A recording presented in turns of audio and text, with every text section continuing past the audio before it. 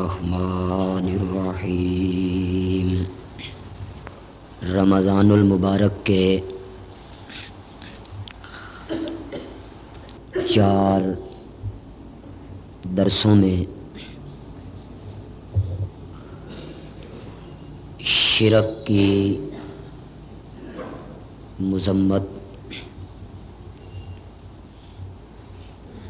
شرک کی حقیقت اور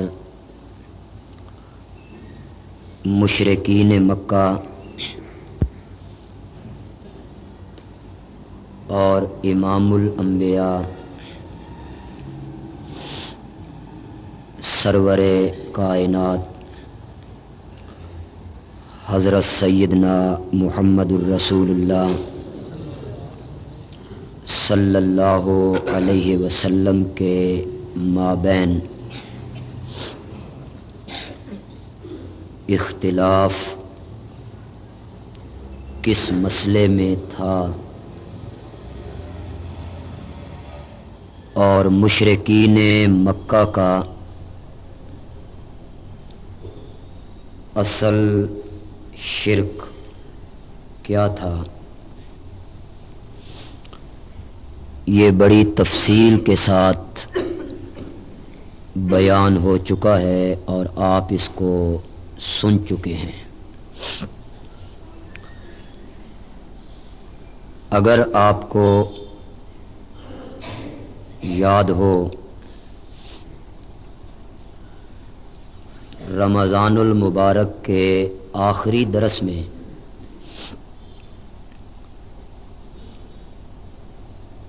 یہ بیان ہو رہا تھا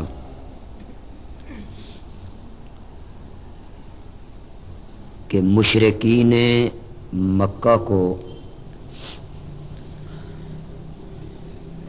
آپ سے اختلاف لا الہ الا اللہ میں تھا۔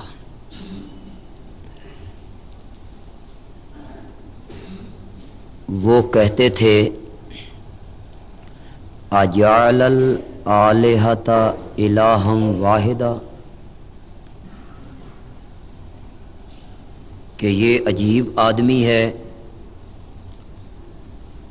اس نے بہت سے الہوں کا ایک الہ بنا دیا۔ ان ھذا لشیء عجاب، یہ تو بڑی عجیب بات ہے اور ہم نے اس سے پہلے ایسی بات کسی سے بھی نہیں سنی۔ یعنی انہیں اللہ کے الہ ماننے میں اختلاف نہیں تھا، اختلاف یہ تھا کہ لا الہ، وہ کہتے تھے کہ اللہ بھی الہ ہے اور اللہ سے نیچے نیچے جن کو ہم پکارتے ہیں یہ بھی الہ ہے۔ قرآن پاک کا اگر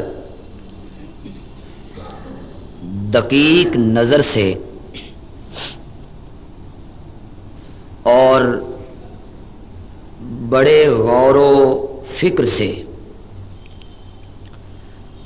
مطالعہ کریں تو یہ چیز بالکل واضح ہو کے سامنے آتی ہے کہ قرآن نے عبادت کی 2 قسموں کو بیان کرنے پہ بہت زور دیا ہے۔ بار بار اسے اللہ بہت بیان کرتے ہیں 2 چیزوں کو۔ پہلی چیز جس کو اللہ قرآن میں بہت زیادہ بیان کرتے ہیں وہ ہے اللہ کو پکارنا، اس سے مدد کا مانگنا، اور حاجات میں اور مصائب میں اور بلیات میں اور دکھوں میں اس کے سامنے گڑ گڑانا۔ اس مسئلے کو اللہ نے قرآن میں انداز بدل بدل کے، مثالیں دے دے کے اور اس پر دلائل کی بارش برسا کے اللہ نے اس مسئلے کو بیان کیا ہے کہ پکار کے لائق صرف ہو، بہت زور دیا گیا اس پر۔ حامیم مومن میں اللہ نے اس مسئلے کو بیان کرنے کے لیے بڑی لمبی تمہید باندھی۔ 24ویں پارے میں ہے یہ سورت حامیم مومن، بڑی طویل تمہید باندھی اللہ نے۔ پہلے اپنی قدرتوں کا ذکر کیا، بتانا یہ چاہتے تھے کہ جو مسئلہ میں بیان کر رہا ہوں اس کو معمولی نہ سمجھنا۔ ایک عام بادشاہ کا آرڈر اور حکم پیٹھ پیچھے پھینکنے کے لائق نہیں ہوتا، اور بادشاہ کا خط تیرے نام آئے تو ساری دنیا کو دکھاتا پھرتا ہے۔ اللہ نے پہلے حامیم مومن میں لمبی تمہید باندھی کہ جو حکم تجھے دے رہا ہے وہ شہنشاہوں کا بھی شہنشاہ ہے۔ یہ آپ پڑھیں گھر میں جا کے سورت حامیم مومن 24ویں پارے میں، ابتدا ہی میں اللہ نے اپنی صفات کے تذکرے شروع کیے۔ میں کون ہوں اس کو معمولی نہ سمجھنا جو حکم میں تمہیں دے رہا ہوں۔ پھر جب اپنی تعریف اللہ نے کر لی تو اللہ تعالیٰ فرماتے ہیں یہ حکم جو تمہیں دے رہا ہوں اگر تم نے اس کو مان لیا اور اس کو تم نے تسلیم کر لیا تو باقی ملائکہ تو رہ گئے اپنی جگہ، میرے عرش کے اٹھانے والے جو فرشتے ہیں نا، میں ان کے ذمے لگا دوں گا کہ وہ تمہاری مغفرت کی دعائیں مانگتے رہیں۔ پھر اللہ نے اس مسئلے کی اہمیت کو اس طرح بیان کیا۔ پہلے یہ کہا کہ یہ حکم نامہ میرا ہے، اسے معمولی نہیں سمجھنا۔ پھر کہا کہ اس کو اگر مانو گے تو عرش کے اٹھانے والے مقرب ترین فرشتے ان کے ذمے لگاؤں گا کہ وہ تمہاری مغفرت کی دعائیں کریں، وہ تمہارے لیے دعائیں مانگیں گے۔ اتنی اہمیت دلانے کے بعد اللہ نے حامیم مومن میں اس مسئلے کو پھر ذکر کیا، فرمایا فدعوا اللہ، بس پکارو کس کو؟ پہلے اس کی اہمیت بتائی، پھر اس دعوے کا اللہ نے ذکر کیا۔ اللہ نے فرمایا اگر نہیں مانو گے، تیسری بات رہ گئی، اللہ نے فرمایا اگر نہیں مانو گے تو پھر قیامت کے دن عذاب میں پکڑ لوں گا، اور اس دن ہاتھ باندھ کے میرے سامنے کہو گے ربنا امتنا سنتین واحییتنا سنتین، تو نے 2 دفعہ ہمیں مارا، 2 دفعہ ہمیں زندہ کیا، فہل الی خروج من سبیل، مولا تیرے عذاب سے نکلنے کا کوئی راستہ ہے؟ فہل الی خروج من سبیل، خروج کا، نکلنے کا کوئی راستہ، کوئی سبیل؟ مولا ہم بچ سکتے ہیں تیرے عذاب سے؟ اوپر سے اللہ تعالیٰ فرماتے ہیں میں آواز دوں گا نہیں، اور اس کی وجہ یہ ہے اذا دعی اللہ وحدہ کفرتم، جب اکیلے اللہ کو پکارا جاتا تھا تو تم انکار کیا کرتے تھے، وہیں یشرک بھی، اور اگر اس کے ساتھ کسی کو شریک بنایا جاتا تو اس پر ایمان لایا کرتا تھا۔ شرک والی باتیں بیان ہوتی تھی تو ناچتا تھا، نعرے لگاتا تھا، خوش ہوتا تھا۔ وَإِذَا دُعِيَ اللَّهُ وَحْدَهُ، اور جب میری خالص توحید بیان ہوتی تھی تو کفرتم، تم انکار کرتے تھے۔ तुम मुंह मोड़ते थे, तुम एराज करते थे और मेरे साथ औरों को शरीक बनाया जाता। उस वक्त तू ईमान ले आता था, आज तेरे निकलने का कोई रास्ता नहीं है। अल्लाह ने फरमाया अब मानो मेरे उस मसले को, नहीं मानोगे तो वहां पकड़ लूंगा। फदउल्लाह, पस पुकारो किसको? अल्लाह को। मुखलिसीना लहुद्दीन, दीन बमैना पुकार, दीन बमैना इबादत, दीन बमैना तौहीद। अल्लाह फरमाते हैं फदउल्लाह, पस पुकारो अल्लाह को, मुखलिसीना लहुद्दीन, खालिस करके उसके लिए पुकार, खालिस करके उसके लिए इबादत। तो अल्लाह ने सबसे ज्यादा जोर, जरा ये बात आप सुने, मैं एक बहुत हकीकत की तरफ, शिरक की जो हम अकसाम बयान करने लगे हैं उसकी तरफ मैं तवज्जो दिलाना चाहूंगा, लेकिन मैं कहीं से बात को शुरू करूं ताकि आपके ज़हन में बात बैठ जाए। सबसे ज्यादा जिस मसले और इबादत की जिस किस्म पर अल्लाह ने कुरान पाक में जोर दिया है वो कौन सा मसला है जी? मसला है पुकार, मसला है पुकार के मसाइब व मुश्किलात में पुकारना है तो सिर्फ अल्लाह। उसको फेर फेर के बयान किया, उस पर दलाइल दिए, उसकी अहमियत को उजागर किया, सामने लाए।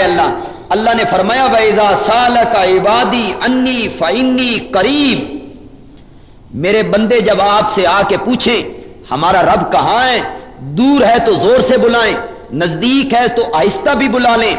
जब मेरे बंदे तुझसे आके पूछें मेरे बारे में, इन्नी करीब, मेरे पैगंबर मेरे बंदों को बता कि मैं करीब हूं। कितना? नहनो अकरबो इलैहि मिन हब्लिल वरीद, तेरी शाह रग इतनी करीब नहीं, तेरी रगे हयात इतनी करीब नहीं, तेरी रूह इतनी करीब नहीं, तेरी जान इतनी करीब नहीं जितना मैं तेरे करीब हूं। उजीबो दावत दाए इज़ा दान, जब भी कोई पुकारने वाला मुझे पुकारता है मैं उसकी पुकार को सुन के जवाब भी दिया करता। अल्लाह ने इस मसले को बहुत ज्यादा बयान किया। उजीबो दावत दाए इज़ा दान, एक जगह पे फरमाया काला रब्बुकुम उदऊनी, उसी हामी मोमिन में, जिस हामी मोमिन का पहले मैंने हवाला दिया, उसी सूरत में अल्लाह ने फरमाया काला रब्बुकुम उदऊनी अस्तजिब लकुम, तुम्हारा रब कहता है, और लोगों तुम्हारा पालनहार कहता है, तुम्हारा मुरब्बी कहता है, तुम्हारा रब कहता है उदऊनी, मुझे पुकारो, अस्तजिब लकुम, मैं तुम्हारी पुकारों का जवाब देता हूं, मैं तुम्हारी पुकारें सुनता हूं, मैं तुम्हारी पुकारें कबूल करता हूं। इन्नल्लज़ीना यस्तकबिरूना अन इबादती सयदखुलूना जहन्नम दाखिरीन, जो लोग मेरी इबादत से तकब्बुर करते हैं। जरा तवज्जो कीजिए, यहां एक और बात भी समझा दूं आपको, जो पहले हमारे दरस सुनने वाले लोग हैं उनके तो ज़हन में होगा, नए लोगों के ज़हन में यह बात आ जाए।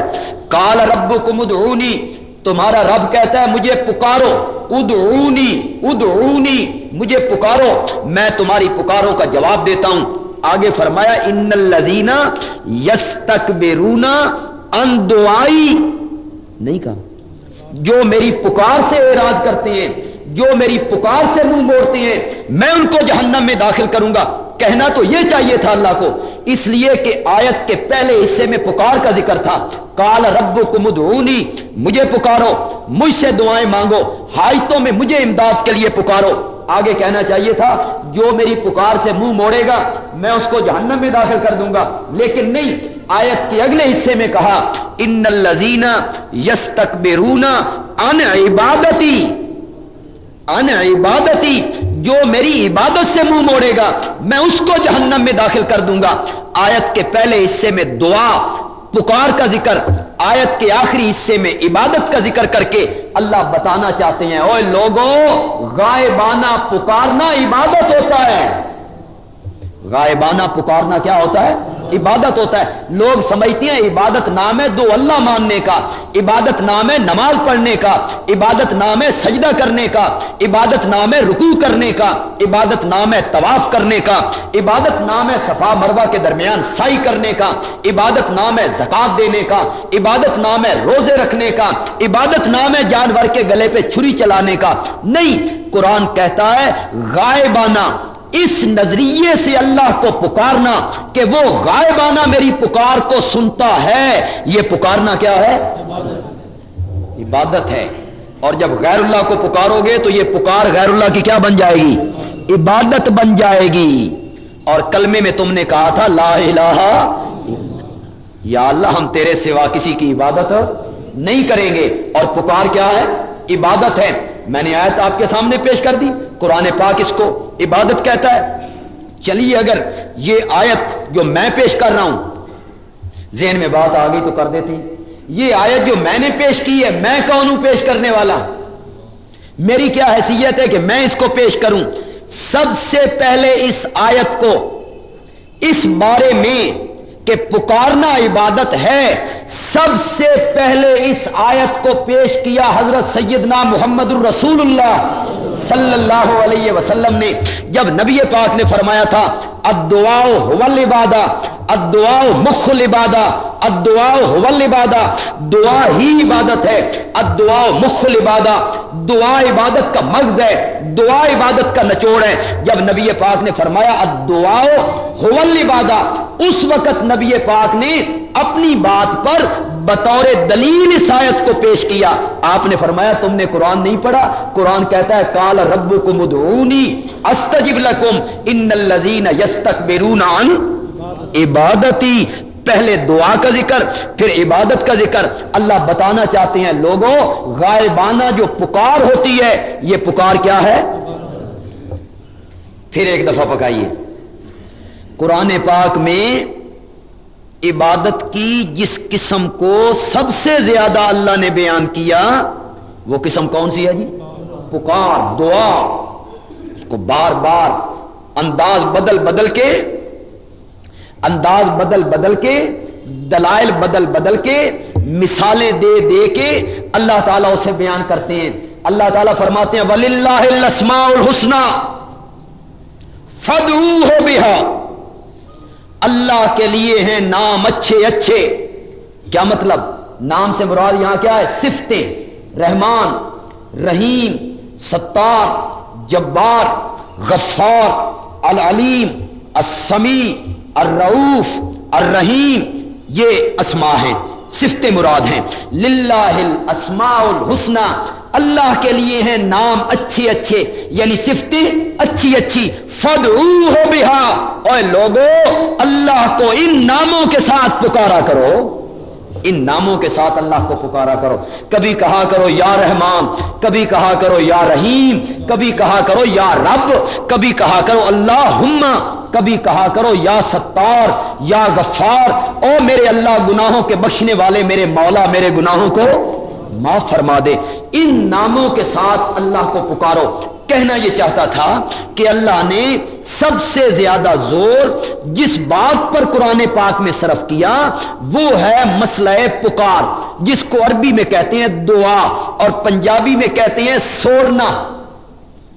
سورنا، صدنا، مانگنا، پکارنا، التجا کرنا، صدا لگانا، گڑ گڑانا، جس کو عربی میں کہتی ہیں دعا، اردو میں کہتی ہیں پکارنا۔ اللہ نے سب سے زیادہ زور قرآن پاک میں اس مسئلے پر دیا کہ لوگوں پکار اور دعا کے لائق ہے تو وہ صرف کون ہے؟ کبھی منفی رنگ میں، کبھی مثبت رنگ میں، اور پھر کبھی کبھی منفی رنگ۔ کبھی اللہ نے منفی رنگ اپنا لیا، یعنی مجھے پکارو، کبھی تو یہ کہا خالص مجھے پکارو، کبھی یہ کہا، اور کبھی کہا میرے سوا کسی کو۔ دیکھیے میرا آپ پہ کیا لکھا ہوا ہے، ان المساجد للہ، ان المساجد للہ، بے شک مسجدیں کس کی ہیں؟ فلا تدعو، تعبدو نہیں کہ عبادت نہ کرو، یہ نہیں کہا، فرمایا تدعو، کسی کو مت پکارو، فلا تدعو مع اللہ الہا، کسی اور کو آواز نہ لگاؤ، کسی اور کے نام کی دہائی نہ دو۔ ویسے تو ہر جگہ پہ پکار کس کی ہونی چاہیے، اور مسجد تو پھر گھر کس کا ہے؟ گھر ہوے میرا، اور بندہ کوئی مجھے ملنے کے لیے آئے، بجائے مجھے آواز لگانے کی کسی اور کو آواز لگائے، میں کہوں گا دماغ ٹھیک ہے ہی؟ گھر میرے میں کھڑا ہے، آواز کسی اور کو لگاتا ہے؟ مکان اگر میرا ہے تو مجھے بلا۔ اللہ تعالیٰ فرماتے ہیں ان المساجد للہ، اگر مسجدیں میری ہیں تو پھر پکار میری کر، پھر مجھے پکار۔ گھر جو میرا ہے تو پکار میری ہوگی۔ اب مزہ یہ ہے کہ مسجدوں کی پیشانیوں پر اور محرابوں پر اور ماتھے پر اور مین دروازوں پر لوگوں نے لکھ دیا یا شیخ عبد القادر جیلانی شیئا للہ، یا شیخ عبد القادر جیلانی شیئا للہ۔ ترجمہ سناؤں تو آپ حیران ہو جائیں، اتنا کفریہ ترجمہ ہے، اتنا کفر ہے اس میں کہ آپ کو ترجمہ سناؤں تو آپ حیران ہو جائیں۔ یا شیخ عبد القادر جیلانی شیئا للہ، اے شیخ عبد القادر جیلانی تجھے اللہ کا واسطہ ہے مجھے دے۔ یہ نہیں کہ اللہ تجھے شیخ عبد القادر جیلانی کا واسطہ ہے مولا تو دے۔ ادھر تو یہ کہتے ہیں ہم بزرگوں کے واسطے پیش کرتے ہیں اور مانگتے کس سے ہیں؟ اللہ سے، اور ان کے وسیلے سے مانگتے ہیں، ان کے واسطے سے مانگتے ہیں۔ ان کو کہیے کرو اس کا ترجمہ، یا شیخ عبد القادر جیلانی شیئا للہ، کرو اس کا معنی کیا بنتا ہے؟ عربی قواعد اور ضوابط کے مطابق یا شیخ عبد القادر جیلانی شیئا للہ کا ترجمہ کیا بنتا ہے؟ یہ بنتا ہے اے اللہ عبد القادر جیلانی کے واسطے دے۔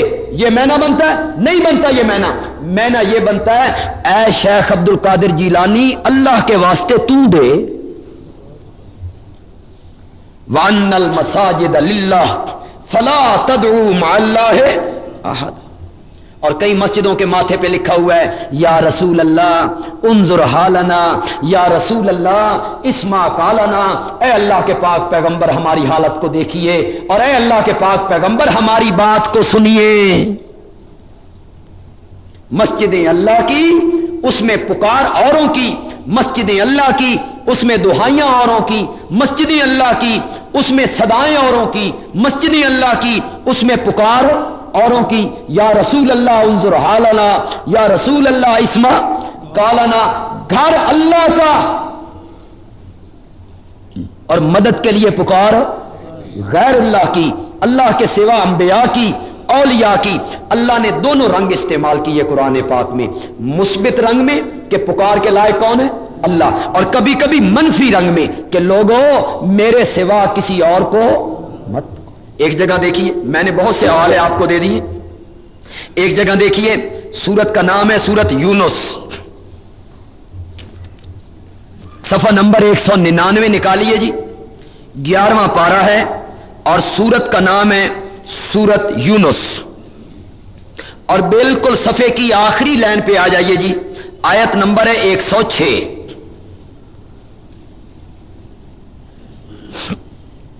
آیت نمبر ہے 106، اور جو ہمارے پاس قرآن پاک ہیں اس کی بالکل آخری سطر اور آخری سطر کے آخری الفاظ، وَلَا تَدْعُ مِن دُونِ اللَّهِ مَا لَا يَنفَعُكَ وَلَا يَضُرُّكَ۔ یہاں تو ان المساجد للہ فلا تدعوا مع اللہ، اللہ نے دلیل کو نہیں دی، فرمایا میرے سوا کسی اور کو مت پکارو، اتنا کہا۔ یہاں اللہ نے ایک دکھتی رگ پہ بھی ہاتھ رکھا، بے کوئی عقل بھورا جتنا بھی ہوا نا دماغ میں تو بات سمجھ آ جائے گی۔ ولا تدعو، مت پکار۔ اور مزے کی بات یہ ہے کہ پچھلی ایتوں میں دیکھیے گا جہاں رکوع ختم ہو رہا ہے، آیت نمبر 104 پہ چلے جائیے، کل میرے پیغمبر کہہ دے یا ایھا الناس، اے لوگو، ان کنتم فی شک من دینی، اگر تمہیں میرے دین میں شک ہو گیا ہے تو سنو میرا دین کیا ہے۔ فلا اعبد الذین، میں عبادت نہیں کرتا ان کی، تعبدون من دون اللہ، جن کی تم اللہ کے سوا عبادت کرتے ہو، ولیکن اعبد اللہ، لیکن میں تو عبادت کرتا ہوں اللہ کی، الذی یتوفاکم، جو تمہیں موت دیتا ہے۔ میں عبادت کرتا ہوں اللہ کی جو تمہیں موت دیتا ہے, جو تمہیں فوت کرتا ہے, جو تمہاری روحیں قبض کرتا ہے, میں اس اللہ کی عبادت کرتا ہوں. وَأُمِرْتُ, اور مجھ کو حکم دیا گیا. کس نے دیا حکم؟ ان اکون من المومنین, کہ میں ہمیشہ رہوں مومنوں میں سے. وان اقم, اور مجھے اس بات کا بھی حکم دیا گیا کہ میرے پیغمبر سیدھا رکھ اپنا چہرہ, للدین حنیفہ, سیدھا رکھ اپنا چہرہ اس دین کے لیے جس دین میں یکسوئی ہے اور اس میں ادھر ادھر دیکھنا نہیں ہے. ولا تکونن من المشرکین, اور مت ہو شرک کرنے والوں میں سے. پیچھے خطاب کس کو ہو رہا ہے؟ نبی پاک کو خطاب ہو رہا ہے, نبی پاک کو خطاب ہو رہا ہے, لیکن کہا نبی پاک کو جا رہا ہے اور سمجھایا ہمیں جا رہا ہے. خطاب آپ کو ہو رہا ہے, سمجھایا ہمیں جا رہا ہے. ولا تکونن من المشرکین, میرے پیغمبر شرک کرنے والوں میں سے مت ہو جائیے. ولا تدعو, اور مت پکار, واحد کا صیغہ ہے. ولا تدعو, مت پکار, من دون اللہ, اللہ کے سوا ان کو, لا ینفعک ولا یضرک, جو تجھے نفع بھی نہیں دے سکتے تجھے نقصان بھی نہیں. یہاں اللہ نے دلیل بھی دے دی کہ وہ پکار کے لائق نہیں ہے, اس لیے پکار کے لائق نہیں ہے کہ تیرا نفع نقصان ان کے اختیار میں کوئی نہیں. ولا تدعو من دون اللہ, مت پکار اللہ کے سوا ان کو جو تجھے نفع بھی نہیں دے سکتے اور جو تجھے نقصان بھی نہیں پہنچا سکتے. فَإِن فَعَلْتَ, پس اگر تو نے ایسا کیا, فَإِن فَعَلْتَ, پس اگر آپ نے ایسا کیا, کیا میرے سوا اوروں کو پکارا, فَإِنَّكَ إِذًا مِّنَ الظَّالِمِينَ, فَإِنَّكَ إِذًا مِّنَ الظَّالِمِينَ, پس بے شک آپ اس وقت من الظالمین, بے انصافوں میں سے ہو جائیں گے. یہ انصاف کے بالکل خلاف ہے کہ پیدا کرنے والا میں ہوں, پکار کسی اور کی ہوتی ہو, یہ انصاف کے لائق نہیں ہے. کہا نبی پاک کو جا رہا ہے اور سمجھایا. بھلا نبی پاک نے بھی اللہ کے سوا کسی کو پکارنا تھا, یا یہ کوئی خطرہ تھا, یا یہ کوئی وسوسہ تھا کہ الیاذ باللہ آپ نے اللہ کے سوا کسی اور کو پکارنا تھا؟ نہیں, آپ کو خطاب کر کے امت کو سمجھایا گیا کہ تم کون ہوتے ہو اگر غیر اللہ کو کوئی پکارے اور پکارے میرا پاک پیغمبر, فَإِنَّكَ إِذًا مِّنَ الظَّالِمِينَ, تو تم کس بات کی مولی ہو کہ غیر اللہ کو پکارنے کے باوجود اپنے آپ کو مومن سمجھتے ہو. پہلا مسئلہ جس کو اللہ نے بہت زیادہ قرآن پاک میں بیان کیا وہ کیا ہے جی؟ مسئلہ ہے شاباش کہ پکار کے لائق کون ہے؟ اللہ. ایک جگہ اور دیکھیے, اس کے بعد آگے بڑھنے کی کوشش کرتے ہیں. صفحہ نمبر ہے 226, تھوڑا پارا ہے جی 13واں, سورۃ الرعد, اور آیت نمبر ہے جی 14. میں یہیں سے ترجمہ کرنے لگا ہوں, لیکن آپ کو دعوت دے رہا ہوں کہ گھروں میں جا کے ذرا اس کا پس منظر دیکھنا ہے. آپ نے عجیب انداز اللہ نے اپنایا ہے. یہ جہاں سے میں شروع کرنے لگا ہوں یہ اللہ نے نتیجہ نکالا ہے جی. اپنی پچھلی بات کا اللہ نتیجہ نکالتے ہیں. جیسے ایک بندہ گھنٹہ 1.5 گھنٹہ گفتگو کرتا رہتا ہے تو آخر میں کہتا ہے سمجھیا میں کی کہنا چاہنا, میرے ساری گفتگو کا خلاصہ یہ ہے, میں تجھے یہ کہنا چاہتا ہوں. اللہ تعالیٰ یہ جہاں سے میں شروع کرنے لگا ہوں لہو دعوت الحق, یہ اللہ ثمرہ نکالتے ہیں. اس سے پہلے اللہ نے دلائل کا سلسلہ شروع کیا ہے. سبحان اللہ, جہاں سے رکوع شروع ہو رہا ہے نا جی, وہاں سے آپ اس کا ترجمہ پڑھنا, کبھی گھر میں دیکھیں اور ترجمہ پڑھیں, پھر آپ کو لہو دعوت الحق کے سننے میں اور پڑھنے میں بڑا لطف آئے گا. اللہ نے فرمایا ہر مادہ, صرف انسان نہیں, جن بھی, انسان بھی, درندے بھی, چرندے بھی, پرندے بھی, حشرات الارض بھی, اللہ نے فرمایا اللہ یعلم ما تحمل کل انثی, ہر مادہ جو کچھ اپنے پیٹ میں اٹھاتی ہے میں اس کو جانتا ہوں, میرے علم سے باہر نہیں. ہر مادہ جو کچھ پیٹ میں اٹھاتی ہے میں اس کو جانتا ہوں.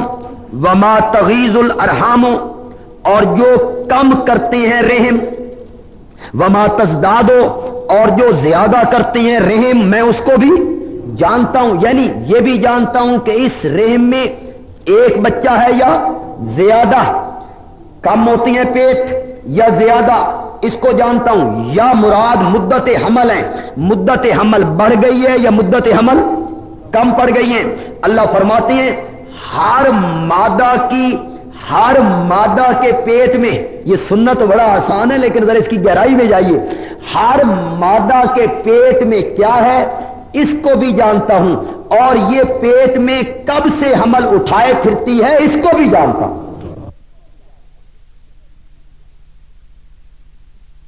کل شیء عندہ بمقدار، ہر چیز اللہ کے ہاں اندازے سے ہے، ہر چیز کا ہم نے اندازہ مقرر کر رکھا ہے، بارش برسانی ہے اندازے سے، حمل کتنی مدت رکھنا ہے اندازے سے، سورج چاند کا نظام اندازے سے، ہر چیز کا ایک اندازہ ہے۔ عالم الغیب والشہادہ، جاننے والا چھپی چیزوں کا اور ظاہر چیزوں کا، الکبیر بہت بڑا ہے، المتعال بڑا برتر ہے، سواء منکم من اسر القول، اللہ پر برابر ہے، سواء اللہ پر برابر ہے تم میں سے جو چھپ کے کرے بات، ومن جہر بھی یا زور سے کرے بات، میں برابر سنتا ہوں، آہستہ بات کرے وہ بھی سنتا ہوں، زور سے بات کرے وہ بھی سنتا ہوں، ومن ہوا مستخفٍ باللیل، اور جو آدمی رات کو چھپ گیا میں اسے بھی جانتا ہوں، وسارب بالنہار، اور جو میں چلنے لگا میں اس کو بھی جانتا ہوں، جو آدمی دن کے وقت گلیوں میں چلتا ہے میں اسے بھی جانتا ہوں، اور جو رات کو چھپ جاتا ہے میں اسے بھی جانتا ہوں۔ لہو معقبات، میرے لیے میں نے کچھ نگہبان مقرر کر رکھے ہیں جو لوگوں کے آگے پیچھے پھرتے ہیں، مراد فرشتے ہیں، مراد فرشتے ہیں، وہ حفاظت کر رہے ہیں، یحفظونہ وہ لوگوں کی حفاظت کرتے ہیں، من امر اللہ، کس کے حکم سے؟ اللہ کے حکم سے لوگوں کی حفاظتیں کر رہے ہیں، وہ فرشتے بھی مقرر ہیں، یہ ساری چیزیں اللہ بیان کر رہے ہیں۔ آگے اللہ نے بیان کیا هو الذی یریکم البرق، وہی تو ہے جو تمہیں بجلی دکھاتا ہے، خوفاً کبھی ڈرانے کے لیے کہ کہیں گر نہ پڑے، کبھی ڈرانے کے لیے کہ بجلی گر نہ پڑے، وطمعاً اور کبھی لالچ دینے کے لیے کہ بارش ہوگی تو فصلیں اچھی ہوں گی، اس میں خوف بھی ہوتا ہے کہ بجلی گر نہ پڑے، اس میں لالچ بھی ہوتا ہے کہ بارش برسے گی فصلیں اچھی ہو جائیں گی۔ اللہ تعالیٰ فرماتے ہیں وَيُنشِئُ السَّحَابَ الثِّقَالَ، بڑے بھاری بھاری بادلوں کو اللہ اٹھا کے لاتا ہے، وَيُسَبِّحُ الرَّعْدُ، اور رعد فرشتہ تسبیحیں پڑھتا ہے، بِحَمْدِهِ اس کی خوبیوں کے ساتھ۔ یہ جب بادل گرجتے ہیں ایک دوسرے سے ٹکراتے ہیں، رعد فرشتہ تسبیح پڑھ رہا ہوتا ہے، یسبح الرعد، رعد فرشتہ تسبیحیں پڑھتا ہے اس کی خوبیوں کے ساتھ، والملائکۃ، اور سارے فرشتے اس کی خوبیوں کے ساتھ تسبیحیں پڑھتے ہیں، من خیفتہ، اس سے ڈر کے، اس سے ڈر کے رعد فرشتہ تسبیحیں پڑھتا ہے اور دوسرے ملائکہ تسبیحیں پڑھتے ہیں، وَيُرْسِلُ الصَّوَاعِقَ، پھر وہ بجلیاں زمین پہ پھینک دیتا ہے، فَيُصِيبُ بِهَا مَن يَشَاءُ، پس جس پہ چاہتا ہے بجلی گرا دیتا ہے، جس پہ چاہتا ہے بجلی گرا دیتا ہے۔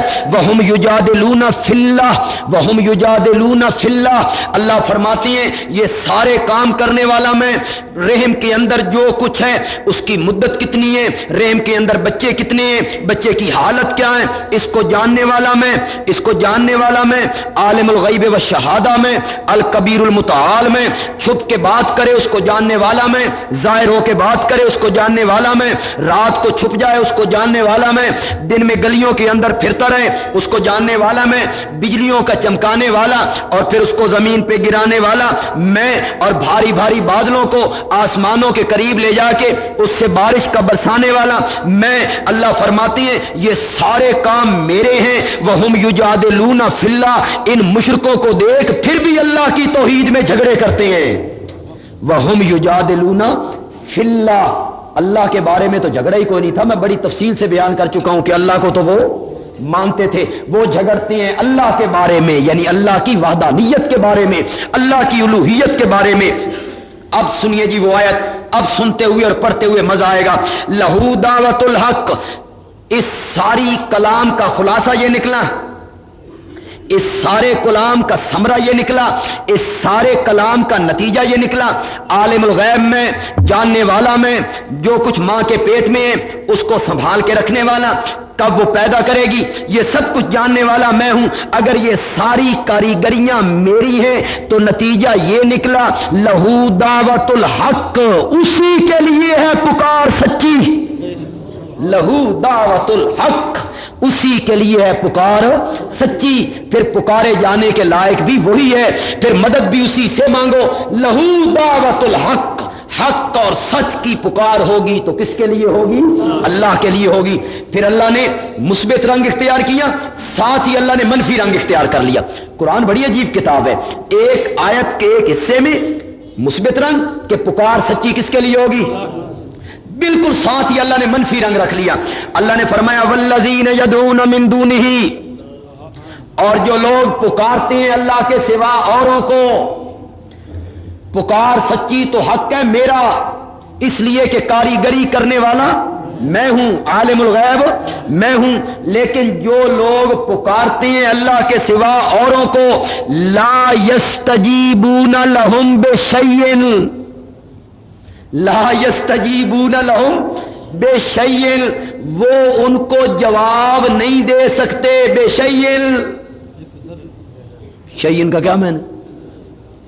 ذرہ بھی، لا یستجیبون، وہ ان کی بات کو قبول نہیں کر سکتے، وہ ان کی پکار کا جواب نہیں دے سکتے، بشیء، ذرا سا بھی، کچھ بھی، الا کباسط کفیہ، واہ میرے اللہ، واہ میرے اللہ تیرے سمجھانے پہ قربان ہی جاؤں، واہ قبر پرستو تواڈے نہ منن تے بھی قربان، اللہ نے بھی کس طرح سمجھایا، تم نے بھی ایک بات اللہ کی نہ مانی، کیسے بیان کرتے ہیں، الا کباسط کفیہ، وہ تمہاری پکاروں کا جواب نہیں دے سکتے، نہیں دے سکتے مگر اس بندے کی طرح جو پھیلانے والا ہے اپنے ہاتھوں کو، باسط کفیہ، پھیلانے والا ہے اپنی ہتھیلیوں کو، الی الماء، پانی کی طرف، پھیلانے والا ہے اپنی ہتھیلیوں کو پانی کی طرف، اور کہتا ہے آ پانی، آ پانی، آ پانی، لے یبلغ فاہو، تاکہ پانی پہنچ جائے اس کے منہ کو۔ کنویں کی منڈیر پہ کھڑا ہے، پیاس نے پاگل کر دیا ہے، پیاس نے پاگل کر دیا ہے، کنویں کی منڈیر پہ کھڑا ہے، اس میں رسی بھی کوئی نہیں، اس میں ڈول بھی کوئی نہیں، لیکن پیاس سے پاگل ہو گیا ہے، منڈیر پہ کھڑے ہو کے کہتا ہے آ پانی، آ پانی، آ پانی۔ اللہ فرماتے ہیں وَمَا هُوَ بِبَالِغِهِ، وہ پانی اس تک پہنچ نہیں سکے گا، قیامت تک پکارتا رہے، وہ تو کنواں ہے، پانی ہتھیلی پر بھی ہو اور یہ کہے آ پانی، آ پانی، پانی اس کی پکار کو سن نہیں سکتا، اس کی دعا کو قبول کر نہیں سکتا، اس کی پکار کو قبول نہیں کر سکتا، اس کی التجا کو پانی سن نہیں سکتا، یہ کہتا ہے آ پانی۔ اللہ نے فرمایا پانی اس کے منہ تک نہیں آ سکتا۔ وما دعاء الکافرین، وما دعاء الکافرین، اور نہیں ہے دعا کافروں کی، الا فی ضلال، مگر نری ضلالت، نری گمراہی، گمراہی ہے کافروں کی پکار۔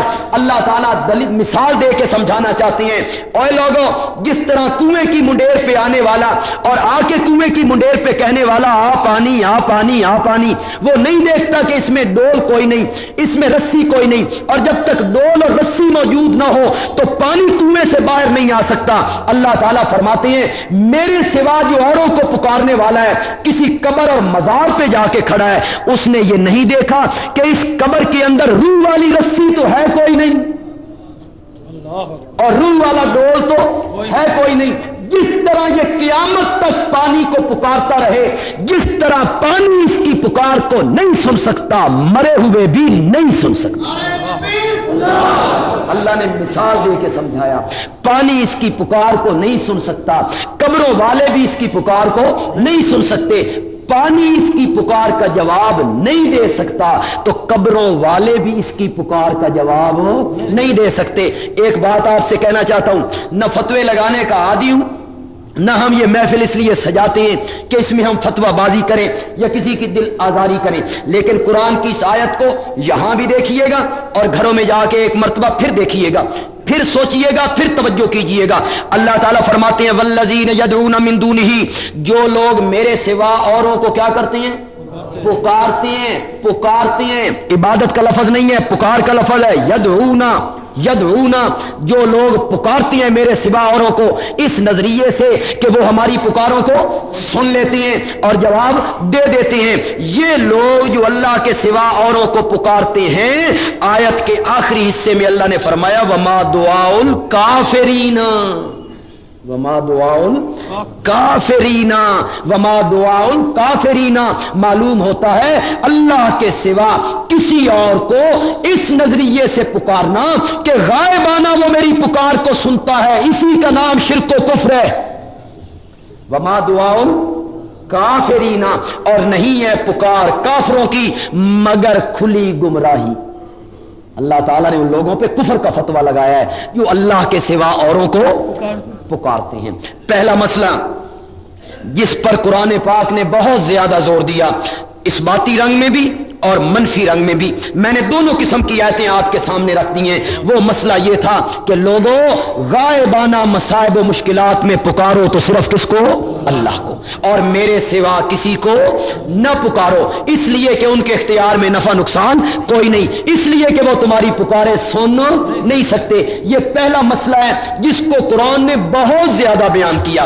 اور دوسرا مسئلہ، دوسری عبادت کی قسم یا دوسرا مسئلہ جس کو قرآن پاک نے بہت زیادہ بیان کیا، وہ یہ ہے کہ لوگوں جو مال میں نے تمہیں دیا ہے، جو دولت میں نے تمہیں دی ہے، جو کھیتی باڑی میں نے تمہیں دی ہے، جو زمین میں نے تمہیں دی ہے، جو باغات میں نے تمہیں دیے ہیں، اور جو اناج اور غلہ زمینوں سے کاٹ کے اپنے گھروں میں لے آتے ہو، اور جو چوپائے میں نے بنائے ہیں اور میں نے تمہیں چوپائے دیے ہیں، اوے لوگوں اپنے چوپایوں میں، اپنی کھیتی باڑی میں، اپنے غلے میں، اپنے اناج میں، اپنے مال تجارت میں، اپنی دنیا اور دولت میں نظر و نیاز دینی ہے تو صرف کس کی؟ یہ دوسرا مسئلہ ہے جس کو قرآن زیادہ بیان کرتا ہے کہ مال میں نے دیا ہے، اس کو خرچ بھی میرے رستے میں کر، زکوٰۃ میرے رستے میں دے، فطرانہ ادا کر، عشر ادا کر، اس میں سے صدقات نکال، اس میں ہم نے حق رکھا ہے غریبوں کا، مسکینوں کا، یتیموں کا، مال میں نے دیا ہے، مال خرچ بھی میرے نام پہ ہوگا، نظر و نیاز دینی ہے تو میرے نام پر، منت ماننی ہے تو منت کس کے نام کی ماننی ہے؟ اللہ کے نام کی ماننی ہے، نظر و نیاز دینی ہے تو کس کے نام کی دینی ہے؟ مائی مریم کی والدہ نے جب نظر مانی، سورت آل عمران ہے، سورت آل عمران میں اللہ نے ذکر کیا مائی مریم کی والدہ اور حضرت عیسیٰ علیہ السلام کی نانی جب مریم ان کے پیٹ میں آئیں تو وہ کہتی ہیں رب انی نظرت لکا، رب اے میرے رب، انی نظرت، میں نے نظر مانی ہے، لکا کس کے لیے؟ تیرے لیے۔ معلوم ہوتا ہے نظر ماننی ہے تو کس کے لیے؟ اللہ کے لیے۔ بطور نیاز کوئی چیز پکانی ہے تو کس کے لیے؟ اللہ کے لیے۔ کوئی دیگ نیاز کے طور پہ اتارنی ہے تو کس کے لیے؟ اللہ کے لیے۔ نظر دینی ہے، جانور میں سے حصہ نکالنا ہے، کھیتی باڑی میں سے حصہ نکالنا ہے تو صرف اور صرف کس کے نام پہ؟ غیر اللہ کے نام پر نظر نہیں دینی۔ اس کو قرآن نے کیا قرار دیا؟ حرام، شرک، فسق اور شرک قرار دیا۔ حدیث میں آتا ہے دو آدمی گزر رہے تھے، امام الانبیاء سرور کائنات حضرت محمد الرسول اللہ صلی اللہ علیہ وسلم نے فرمایا دو آدمی ایک جگہ پہ گزر رہے تھے، ایک گاؤں کے قریب سے گزرے، ان گاؤں والوں کا ایک بت تھا جس بت کی وہ عبادت کرتے تھے، پوجا پاٹ کرتے تھے، نظر و نیاز چڑھاتے تھے وہ گاؤں والے۔ وہ دو آدمی اس گاؤں کے قریب سے گزرے، گاؤں والوں نے پکڑ لیا اور گاؤں والوں کہنے لگے ہمارا قانون ہے کہ ہم کسی بندے کو اس گاؤں کے قریب سے نہیں گزرنے دیتے جب تک وہ بطور نظر و نیاز اس بت پر کوئی چیز نہ چڑھائے۔ لہذا تمہیں بھی اس بت پر نظر و نیاز کے طور پر کوئی چیز دینی ہوگی تب تمہاری جان چھوٹے گی۔ چنانچہ ان میں سے نبی پاک صلی اللہ علیہ وسلم نے فرمایا، ان میں سے ایک آدمی کو انہوں نے کہا چڑھا بطور نظر و نیاز کوئی پیسہ، کوئی کپڑا، کوئی چیز نیاز کے طور پہ دے۔ اس نے کہا میرے پاس کوئی چیز نہیں ہے، کوئی پیسہ، کوئی کپڑا، کوئی چیز نہیں ہے، میں کیا نظر و نیاز اس پر چڑھاؤں؟ تو گاؤں کے لوگ کہنے لگے اس کے سوا جان نہیں چھوٹے گی، چاہے ایک مکھی کو پکڑ کے بطور نیاز اس پر چڑھا دو، بطور نظر چڑھا دو۔ اس بندے نے ایک مکھی کو پکڑ کر بطور نیاز اس پر چڑھا دیا۔ نبی پاک نے فرمایا اس کی وجہ سے اللہ نے اس بندے پر جہنم واجب کر دی، اس کو جہنم میں ڈال دو، اس نے غیر اللہ کی نیاز دی ہے۔ ایک مکھی اس وجہ سے جہنم میں ڈالا، ذہن میں رکھیے، اس وجہ سے اللہ نے اس کو کہاں ڈال دیا؟ معلوم ہوتا ہے بندہ مومن تھا، ورنہ اگر بندہ کافر ہوتا تو اس وجہ سے کیوں ڈالنا تھا؟ وہ تو کفر کی وجہ سے ویسے ہی جہنمی تھا۔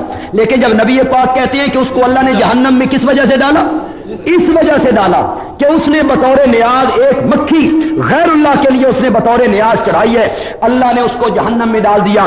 دوسرے بندے کو انہوں نے کہا کہ تو بھی ایک نیاز یا کوئی چیز بطور نظر و نیاز اس بت پر غیر اللہ کے نام پر دے۔ اس نے کہا مال دیا اللہ نے ہے، دوں گا بھی اسی کے نام پر، میں نہیں چڑھاؤں گا۔ انہوں نے کہا مار دیں گے، اس نے کہا مار دو، میں غیر اللہ کی نظر و نیاز نہیں دوں گا۔ قتل کرتے ہو قتل کر دو، میں نیاز اور نظر نہیں چڑھاؤں گا۔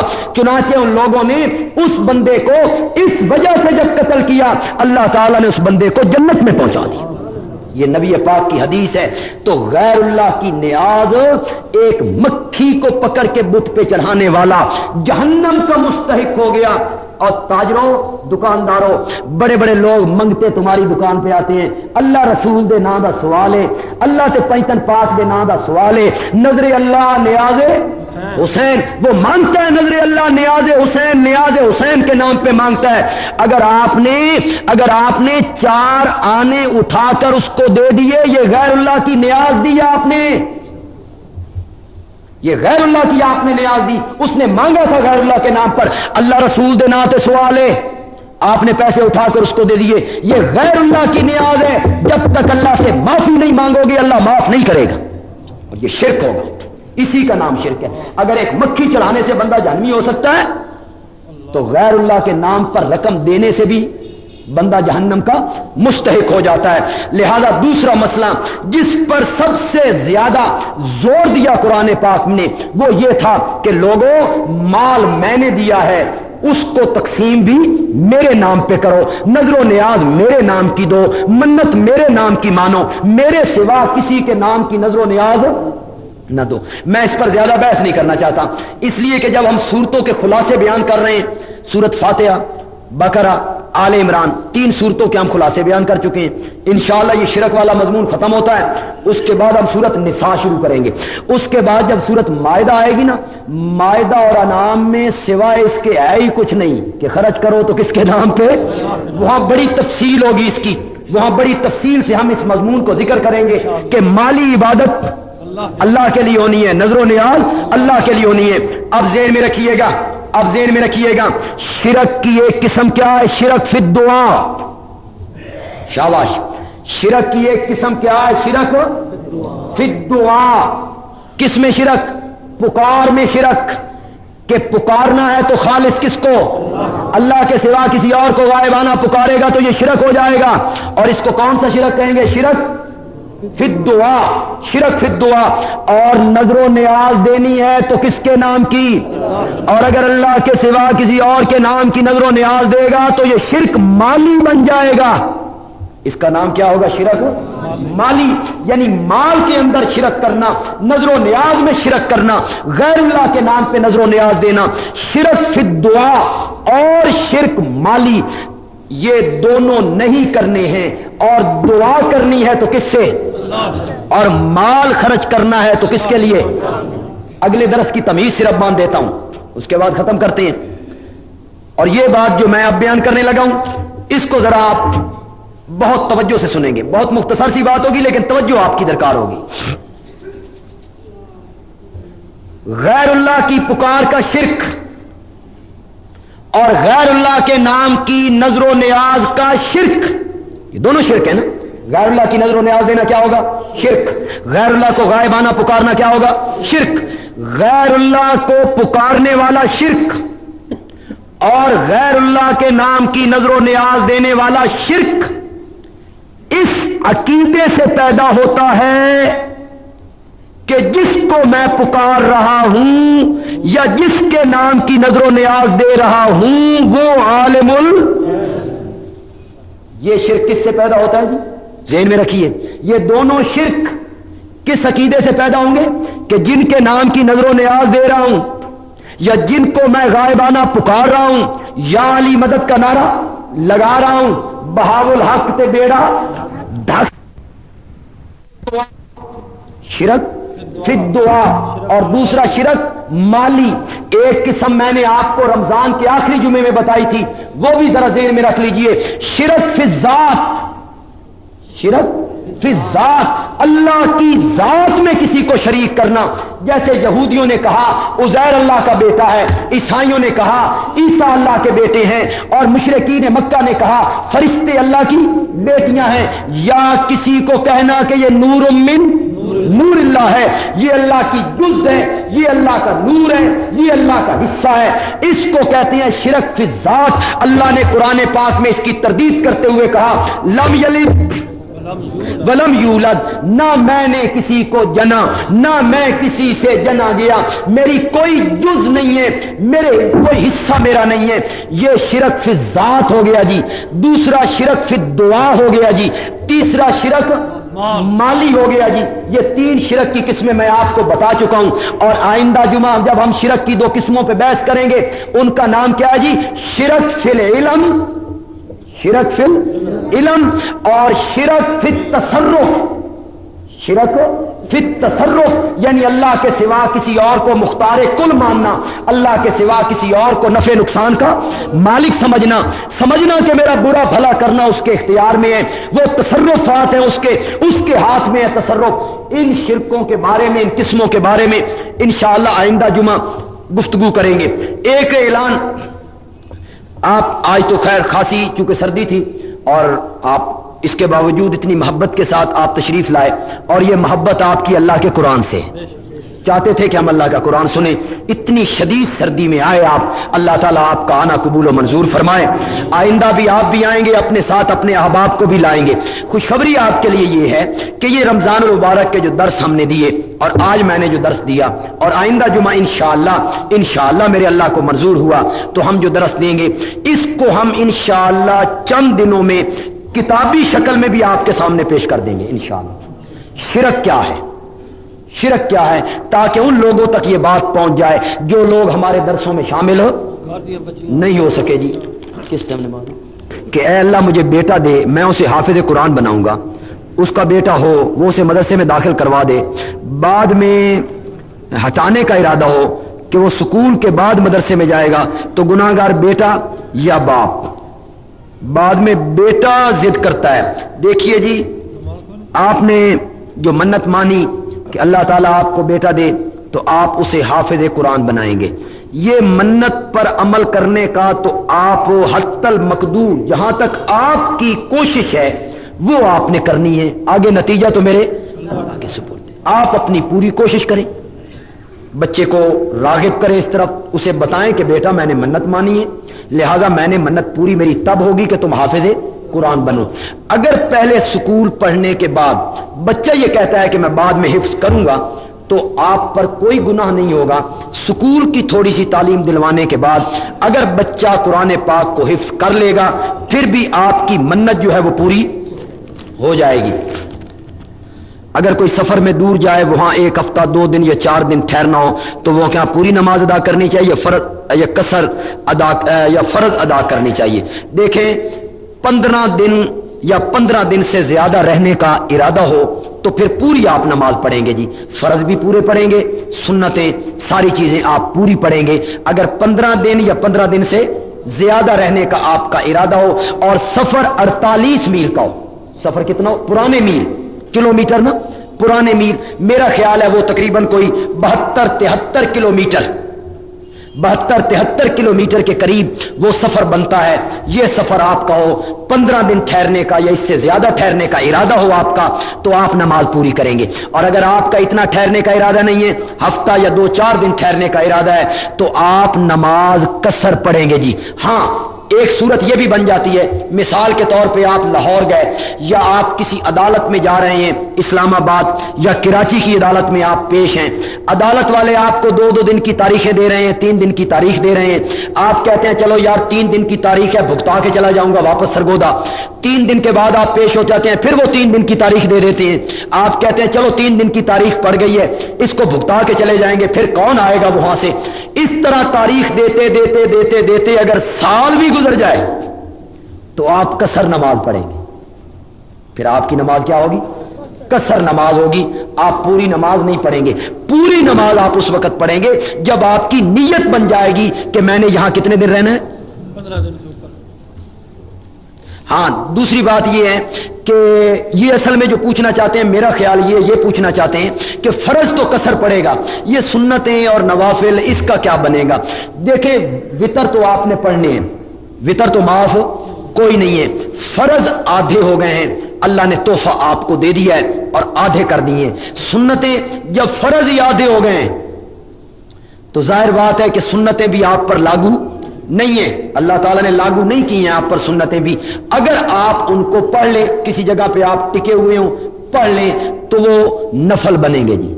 वो सुन्नतें क्या बन जाएंगी?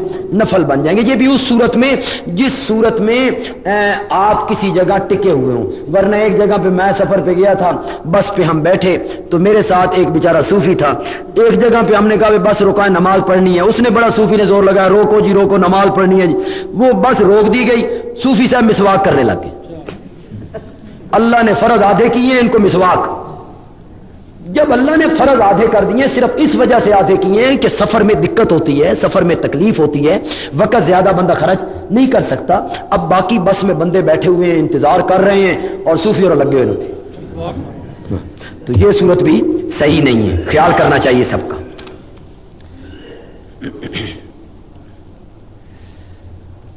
आपने पिछले जुमातुल मुबारक को दरस नहीं दिया, बहुत बोर जुमा गुजरा।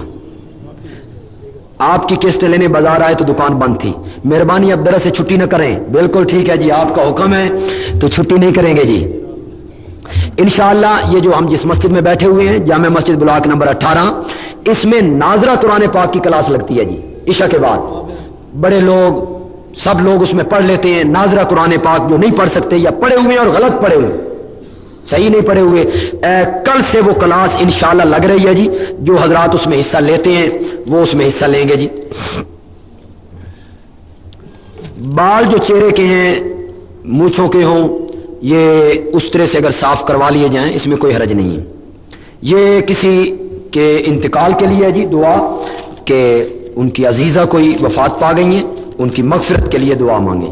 एक वाज़े फर्क नजर आना चाहिए था बेनमाज और नमाजी आदमी, बाशरा और गैर शरा आदमी। एक आदमी के चेहरे पे सुन्नत रसूल है और एक आदमी के चेहरे पे सुन्नत रसूल नहीं है, तो इन दोनों की जिंदगियों के लवाजिमात में कुछ फर्क नजर आना चाहिए था, नजर आना चाहिए। देखें, अगर एक दरस देने वाली औरत हो और दरस सुनने वाली औरत हो, कुरान पढ़ने वाली औरत हो, वो भी बगैर पर्दे के बाजार फिरती हो, और एक वो औरत जो कुरान पढ़ती नहीं है वो भी बगैर पर्दे के बाजार में फिरती हो, तो दोनों के रवैये में कोई फर्क नहीं है। फिर उसके कुरान पढ़ना, दरस का सुनना सुनाना, उसकी कोई अहमियत ही बाकी नहीं रह जाती। वाकई इन बेहयाइयों ने इस तरह पूरे मुआशरे को अपनी लपेट में ले लिया है, जकड़ लिया है। दुआ कीजिए अल्लाह ताला हमें इन बुराइयों से और इन बदियों से अल्लाह ताला निजात अता फरमा दे, और अल्लाह ताला जिंदगी शरीयत के मुताबिक और उसवे रसूल के मुताबिक और प्यारे पैगंबर की इताअत के मुताबिक। आपने कसर नमाज के बारे में बताया, अगर कोई शख्स दूसरे शहर में पढ़ता है और 14 या 15 दिन के वक्फे से वापस घर 1 या 2 दिन के लिए आता है, तो इस सूरत में क्या वो नमाज कसर पड़ेगा? अगर कोई आदमी फैसलाबाद, लाहौर या ऐसी जगह जहां नमाज कसर होती है मुलाजमत करता है या वहां पढ़ता है कोई बच्चा स्कूल कॉलेज में, तो अगर वो लाहौर और फैसलाबाद या जिस शहर में भी वो रहता है, اگر وہ وہاں 15 دن کبھی نہیں رہا، 15 دن وہاں کبھی نہیں رہا، 15 دن سے پہلے سرگودے واپس آ جاتا ہے تو وہ قصر نماز پڑھے گا جی، وہاں نماز وہ آدھی پڑھے گا، لیکن سرگودے میں نماز پوری پڑھے گا۔ یہ اس کا وطن اصلی ہے، یہ اس کا وطن اصلی ہے، اصلی گھر ہے، اصلی وطن ہے۔ یہاں 1 گھنٹے کے لیے بھی آئے گا تو پوری پڑھے گا، اور لاہور فیصل آباد جہاں ملازمت کرتا ہے یا پڑھتا ہے، اگر 15 دن وہاں نہیں رہا، میری یہ قید یاد رکھیں، تو وہ مسافر ہے۔ اگر کسی موقع پر یہ ملازم اور سکول کالج پڑھنے والا اگر کسی موقع پر لاہور فیصل آباد اس شہر میں 15 دن ٹک گیا تو وہ اس کا عارضی وطن بن گیا، وہ اس کا عارضی وطن بن گیا۔ اب وہ وہاں قصر نماز نہیں پڑھ سکے گا، وہاں اس کا بعد میں بھی کبھی نہیں پڑھ سکے گا، اس کو پوری نماز پڑھنی پڑے گی۔ وعلی آلہ و اصحابہ اجمعین۔